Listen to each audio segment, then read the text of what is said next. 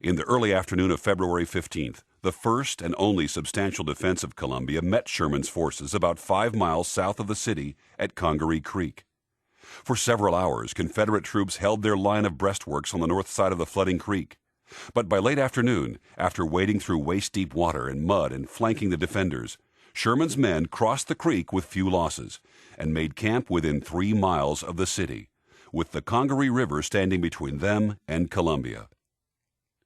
While the opposing forces were fighting at Congaree Creek, and with the sounds of battle clearly heard in the city, many Columbia residents were trying to flee by rail. Joseph LeConte received orders on February 10th to ship the chemical laboratory of the Confederate Nitrite Bureau from Columbia to Richmond.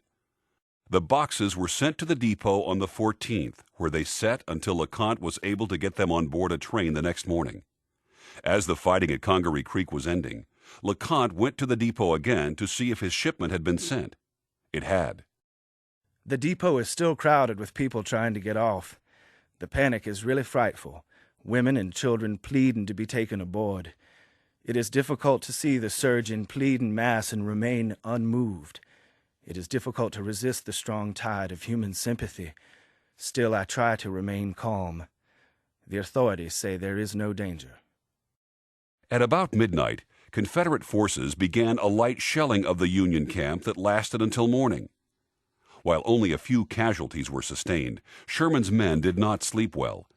At dawn on February 16th, Sherman's troops were again on the move, and before 9 in the morning, the whole southern bank of the Congaree River opposite Columbia was in their possession.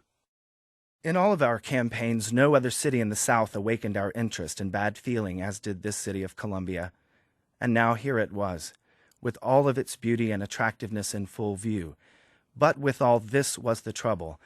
There attached to it the bad eminence of having been the first of Southern capitals to lead off in unleashing the dogs of war. The sacrifice, blood, and carnage of 4 years of war through which we had passed were due to what first took place here in the city of Columbia. Judging from the temper and feeling of the men in the ranks, it was evident that a terrible day of retribution had at last come to this beleaguered and doomed city. Private John C. Arbuckle.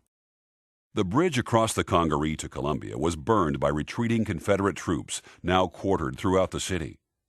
Positioned at the burned bridge with his artillery unit was Union General William B. Hazen. The town was already up and in great alarm. The main street leading down to the bridge was filled with citizens and a sprinkling of cavalry, all rushing in evident excitement. Just across the river at easy musket range were the cadets from the citadel, working away like ants with pick and spade at a flank defense for the piers, to be used in case we should try to relay the bridge. They were such young things, mere boys, that I prohibited any firing upon them. General Hazen did order his battery to fire a few shots up the street at some cavalrymen, while another battery on the hill overlooking Hazen's position opened fire on the trains leaving the station. At about 9 that morning, General Sherman arrived on the scene and directed the battery at the bridge to fire on the railroad station to disperse a crowd carrying away provisions.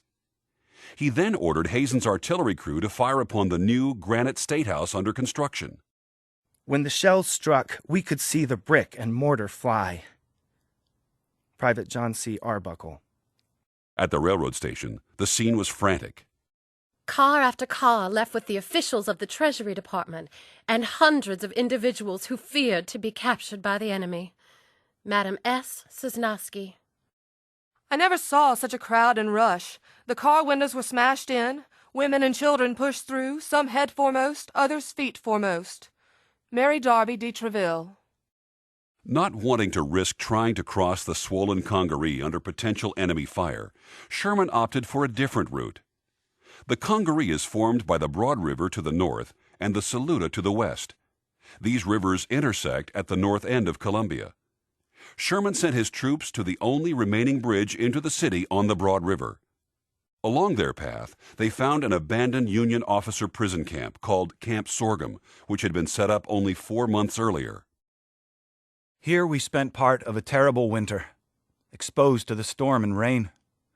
We had no shelter save such as we made at last of sticks and logs that we were allowed to carry in from neighboring wood.